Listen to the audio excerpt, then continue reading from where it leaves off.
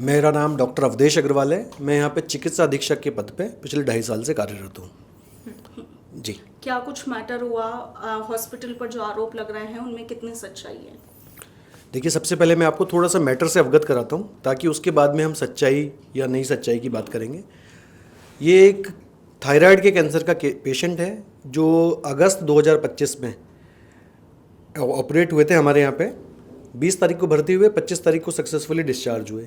उसके बाद में बीच में 2-3 बार ये ओपीडी में आए। एक बार इनका ड्रेन हट गया था, आए वापस ड्रेन इन्होंने लगा दिया। ड्रेन होता है, सर्जरी जब होती है तो एक नली निकाली जाती है ताकि बचा हुआ ब्लड बाहर आता रहे। उसके बाद में ये चले गए घर पे। 27 तारीख को शाम को तकरीबन 6 बजे इमरजेंसी में आए। तब इमरजेंसी में आए तो इनके गले में सूजन थी और ड्रेन हटा हुआ था। तो आए तो वहाँ पे जो रेजिडेंट डॉक्टर थे उन्होंने ड्रेन को अटेम्प्ट करा रीइंसर्शन का और सही करने का। उस टाइम इनके वहाँ पे ब्लीडिंग हुई। जैसे ही वो किया तो काफ़ी ब्लीडिंग हुई। उस ब्लीडिंग को देख के अटेंडेंट्स ने हम पे आरोप लगाने चालू कर दिए कि भाई हमने इनके ब्लीडिंग कर दी, जबकि ब्लीडिंग तो पहले से थी। भाई ड्रेन को डॉक्टर लगाने की कोशिश कर रहा है तो जब खोलेंगे, ट्रैक बनाएंगे तभी पता लगेगा। और उसके बाद में उन्होंने ना तो मरीज को भर्ती कराया, ना हमें किसी तरह की कंसेंट दी। हमने इन्हें बोला कि इन्हें इमीडिएटली ऑपरेशन करने की ज़रूरत है, ब्लीडर को ढूंढेंगे और उसे सही करेंगे। पर इन्होंने कोई कंसेंट नहीं दी, मरीज को अनअटेंडेंट छोड़ के चले गए। पेशेंट को हमें ओटी से वापस निकालना पड़ा क्योंकि इन्होंने हमें कंसेंट नहीं दी। वापस हम आईसीयू में लेके आए। इन्हें काफ़ी समझाया तो भी ये नहीं माने। फिर हमने अपने लेवल पे अपने प्रशासन से, पुलिस प्रशासन से, अपने सीनियर से सबसे बात करके डिसाइड किया कि इस मरीज़ की जान बचाने के लिए अगर सर्जरी करने की ज़रूरत है, री एक्सप्लोरेशन करने की ज़रूरत है तो हम करेंगे। भले से अटेंडेंट हमें कंसेंट दे चाहे नहीं दे, बिल जमा कराए चाहे नहीं कराए। हमने इनको ब्लीडर को ढूंढा, उसको रिपेयर किया, बंद किया। उसके बाद पेशेंट के कई सारे ब्लड के यूनिट्स लगे। जो भी अटेंडेंट ने हमारी बिल्कुल मदद नहीं की, हमने अपने लेवल पे सारा काम किया। अगले दिन जब मरीज बिल्कुल स्टेबल हुआ, वेंटिलेटर से बाहर आ गया, तो हमने अटेंडेंट को सब बताया कि भाई अब ये बिल्कुल ठीक है। अब इनको हमने रूम में शिफ्ट कर दिया है और आप इन्हें ले जाना चाहें तो ले जा सकते हैं। तो अटेंडेंट ने बोला नहीं, हम एक दिन और रुकेंगे, कल लेके जाएंगे, या हाँ कल लेके जाएंगे, ये बोले। वो भी हमारे परिवार से बात करेंगे तब सोचेंगे हमें क्या करना है। तो उसके बाद में जब मरीज वापस अगले दिन इनकी थोड़ी सी तबीयत बिगड़ी तो इन्हें वापस आईसीयू में शिफ्ट किया गया। आईसीयू में शिफ्ट करके इन्हें बताया गया कि भाई इनके अब थोड़े से जो एडवांस कैंसर है, कैंसर काफ़ी फैला हुआ था इनका कैंसर लंग में, लिवर में, सब जगह फैला हुआ था। तो उस कैंसर ने अपना असर दिखाना चालू किया, स्थिति और बिगड़ती चली गई। उसके बाद में इन्हें ऑप्शन दिया गया कि भाई हमारा अस्पताल तो कैंसर का ही अस्पताल है, आपको पल्मोनोलॉजिस्ट की ज़रूरत है, क्योंकि आधा लंग ही काम कर रहा था। तो भी इन्होंने हमारी बात नहीं सुनी, किसी कागज़ पे कोई साइन नहीं किया, जबकि ये सारी काउंसलिंग हमने ऑडियो विजुअल में और पुलिस की प्रेजेंस में करी। तो भी इन्होंने हमें ज़रा सा भी सपोर्ट नहीं किया।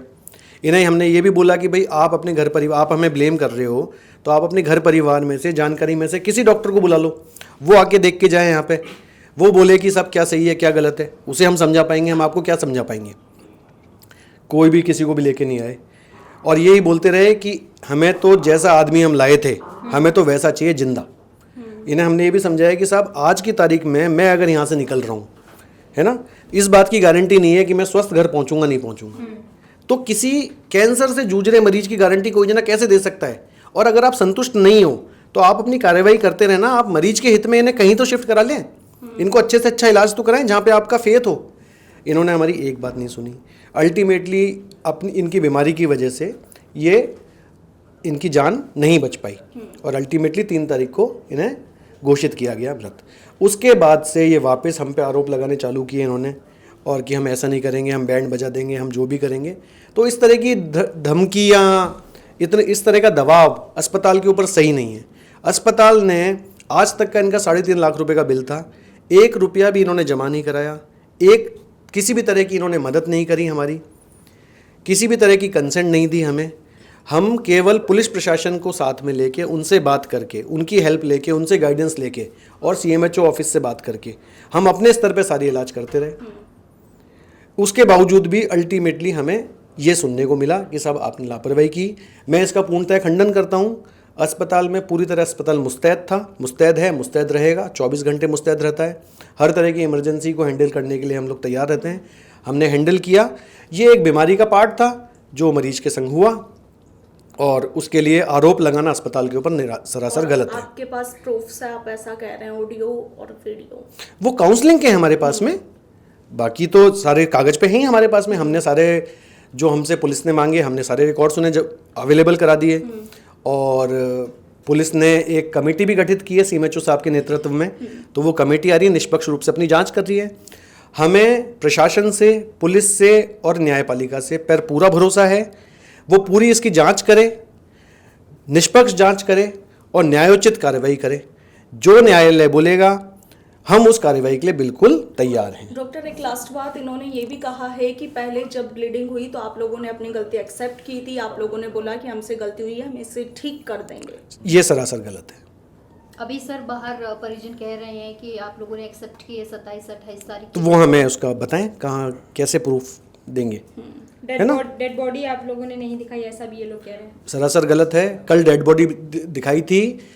इनकी मृत्यु होने से पहले जब लग रहा था कि बचना मुश्किल है तो भी 2 बार काउंसलिंग करी गई। इनके जो भतीजे हैं मिस्टर दशरथ, वो आए और उनकी काउंसलिंग करी गई। इवन पुलिस की प्रेजेंस में काउंसलिंग करी गई। ये तो सरासर निरर्थक बात है। 3 बड़े आरोप लगाए गए हैं आप लोगों पे कि पहले तो जब ये उनकी जो ये नस आप कह रहे हैं कि जिस दिन कटी थी उस दिन सिर्फ नर्सिंग स्टाफ था और पूरा नर्सिंग स्टाफ ने ट्रीटमेंट किया, कोई डॉक्टर अवेलेबल नहीं था।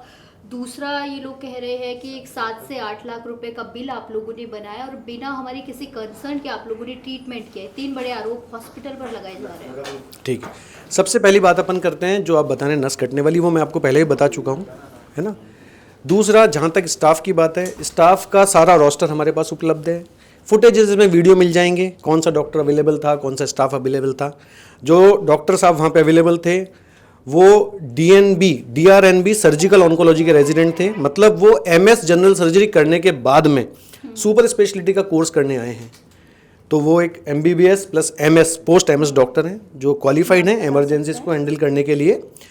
दूसरा, जो आपने बोला कि 7 लाख रुपए का बिल, ये सरासर निरर्थक है। इसको कोई भी जना, अगर आज जाके आप पता करोगे कितने का बिल हुआ तो बिलिंग डिपार्टमेंट आपको बता देगा।